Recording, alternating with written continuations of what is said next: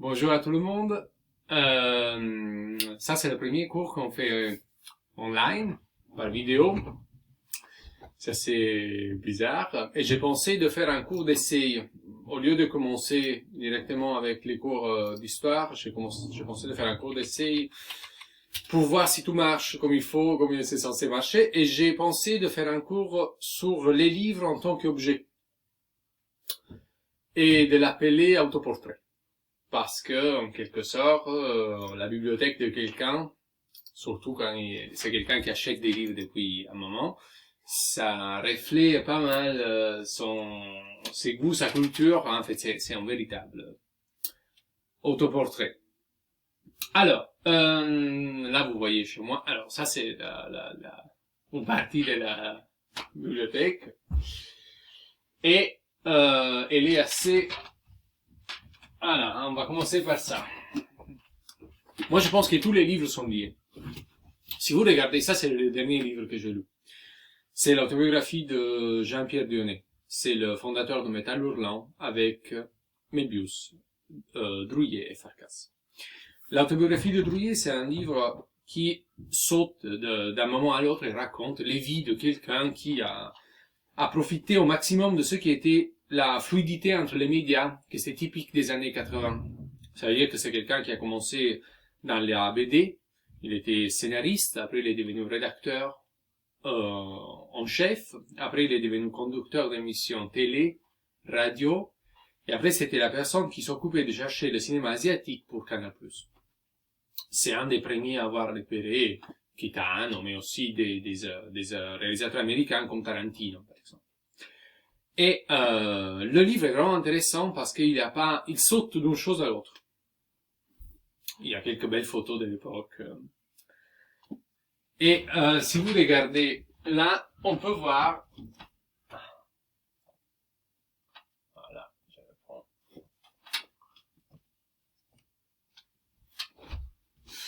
Ça, c'est des numéros de Métal Hurlant. Des anciens numéros de Métal Hurlant. Alors, vous voyez bien que voilà. C'est vraiment, ça c'est une couverture de Tardi. C'est un gros dessin au feutre. Avec de la coloration typographique, limite Photoshop. Et si vous regardez, c'est assez impressionnant parce que, à l'intérieur, il y a cette BD là, La main verte.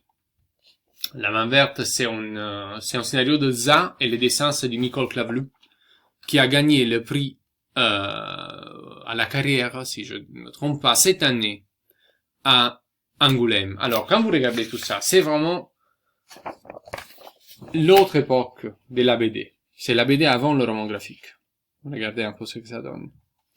C'est une histoire, elle est super belle cette histoire de La main verte. Ça raconte une fille qui est chez elle déprimée avec un oiseau, elle s'achète une plante, voilà celle-là, et l'oiseau tue la plante. C'est génial, c'est une histoire vraiment super courte. Ouais. Vous voyez bien que le dessin, c'est comme c'était le style de l'époque, très très dense. Et ça dure 2, 4, 6, 8 pages. C'est rien, 3 fois rien. Et derrière, vous avez Anana, la publicité de la revue féministe qui était faite par les humanoïdes, qui a été censurée à un moment parce qu'ils ont fait un numéro sur la pédophilie et ils n'ont pas apprécié. Bon, c'est pas un soutien de la pédophilie, carrément. Alors, autre chose que vous avez, c'est, voilà, les couvertures de Mébius de l'époque. Vous voyez bien que ça, c'est 3 fois rien. C'est vraiment un journal. C'est ce de plus loin qu'il y a du roman graphique. Et c'est encore l'époque. Ça, c'est les Crambes. Ça, c'est les comic books de Crambes. Ça, c'est tout ce qu'on avait de Crambes quand j'étais étudiant. Quand j'avais votre âge. C'était ça qu'on trouvait. Ou sinon encore ça. Ou même, parfois on trouvait les vieux Zap Comics. On a parlé beaucoup de ça parce que le comic book, c'est quand même un objet extrêmement particulier d'une époque où la BD était pas prétentieuse, elle voulait pas être reconnue en tant qu'art à travers la respectabilité. C'était pas, ça se jouait pas comme ça. Donc tout était en noir et blanc, tout était encore dans la provocation typique de l'époque. Même parfois, voilà. Alors évidemment, il y a pas mal de, si vous regardez,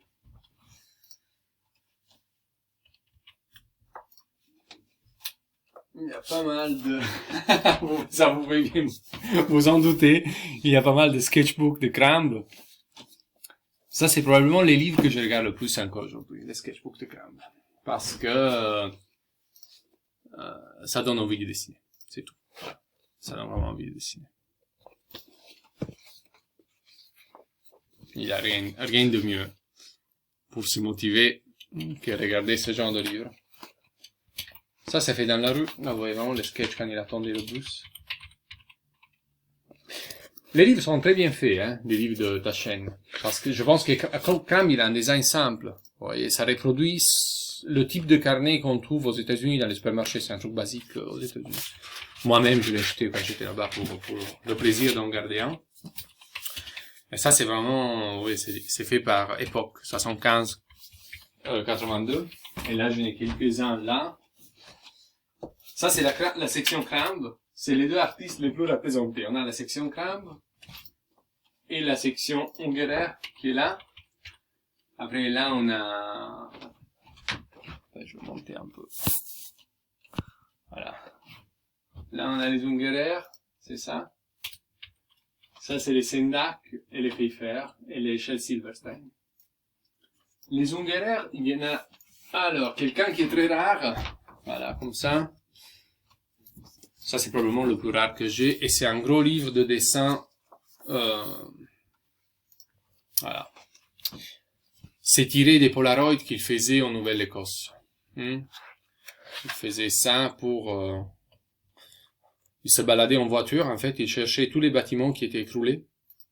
Il les prenait en photo. La Polaroid était comme ça. Il faisait ce dessin est grand. Moi, je les ai vus exposer. C'est possible de les voir à Strasbourg. Ils sont grands comme ça. Des gros dessins. Ils sont faits debout, en fait. Il était même pas assis quand il les faisait. Et c'est un des plus beaux livres qu'il a fait en termes d'utilisation du blanc. Il y a une claire ascendance du dessin autrichien.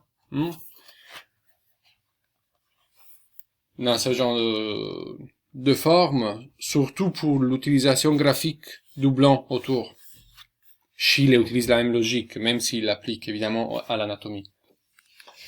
Et j'ai très aimé ce livre. D'ailleurs, il est même, voilà, je me la pète un peu, il est même signé. Voilà, c'est le moment. Orgueil. De collectionneur, que c'est le pur orgueil qui existe. C'est vrai que les livres de carnet ou les livres de recherche sont partie, je pense, importante dans ma bibliothèque parce que, voilà, il est là.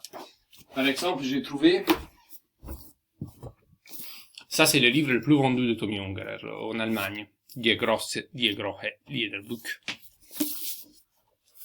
Et c'est un livre de chansons allemandes traditionnelles qui sont illustrées par Ungerer.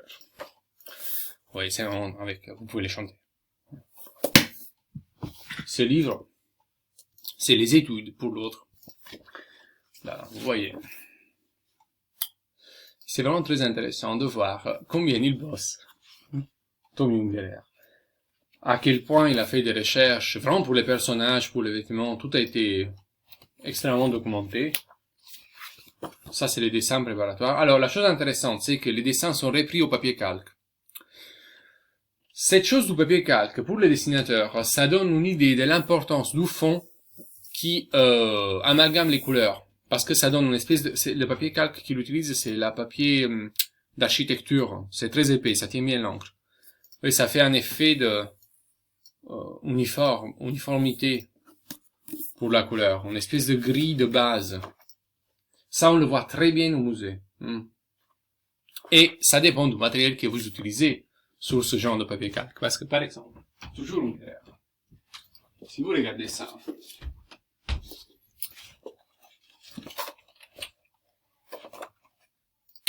voilà. Ça aussi, c'est du papier calque. Avec des couleurs brillantes. C'est simplement que les encres qu'il a utilisées ici, c'était probablement les ancêtres des écolines, c'était des encres très lumineux. Et là, je crois même que c'est fait sur une... si je me trompe pas, hein, je pense qu'il faisait imprimer en bleu peut-être, ou il faisait sur un papier superposé, là, je veux pas me tromper, mais... là, sûrement la chose la plus... Après, on parlera d'Ungerer tranquillement dans un autre cours, mais c'est intéressant de voir la différence entre par exemple, si on regarde les livres. Voilà. Si on regarde ça. Ça, c'est les éditions de poche d'Ungerer. Vous voyez, c'est des livres, c'est vraiment très économique. C'est les livres que l'école de loisirs envoie par abonnement aux écoliers, en fait, qui peuvent s'abonner. Alors, évidemment, ça vend énormément. Là, on parle de ventes, c'est un chiffre d'affaires énorme. Alors, il y a un seul auteur des classiques de l'école des loisirs qui a refusé de rentrer dans la collection de poche. Et c'est Sendak. Sendak, il refuse, en tous les pays, hein, aucun pays a une édition de poche de ce livre. Tout doit être réimprimé toujours dans la même dimension. Le seul changement qu'il a fait, c'est qu'il a accepté que Max et les Maximonstres aillent pas la couverture hybride dans l'édition un peu plus économique. Mais sinon, vous voyez bien qu'on parle d'un vrai bibliophile en quelque sorte. C'est quelqu'un qui cherche à reproduire une idée d'objet. Vous voyez là le design. Je sais pas si ça se voit. Voilà. Une idée de design qu'il a vu sans doute dans les livres de son enfance. Vous voyez comment il prend le temps d'un point de vue de la mise en page d'arriver au centre du contenu que c'est l'histoire pour l'enfant. Alors qu'Ungerer, tac, page blanche, titre, ça commence, tu vois, c'est standard, il y a un gros dessin d'ouverture, mais il s'éloigne pas plus de... Ou ça, par exemple. Vous voyez la particularité de Sendak, il n'y a pas de graphiste qui bosse avec Sendak, tout est fait par lui. Avec souvent cette technique, qui est une technique qui se rapproche de la gravure. Ce bruit que vous entendez, c'est ma femme qui tape à côté. Voilà. Tout est fait à la main. Vous voyez tous les textes. Et ça peut arriver juste à des projets très petits. Parce que vous avez probablement vu en librairie les tout petits livres de Sendak. Que c'est la mini-bibliothèque. C'est vraiment quelque chose de magnifique. Vous voyez, c'est des petits livres comme ça. Un verre. Voilà.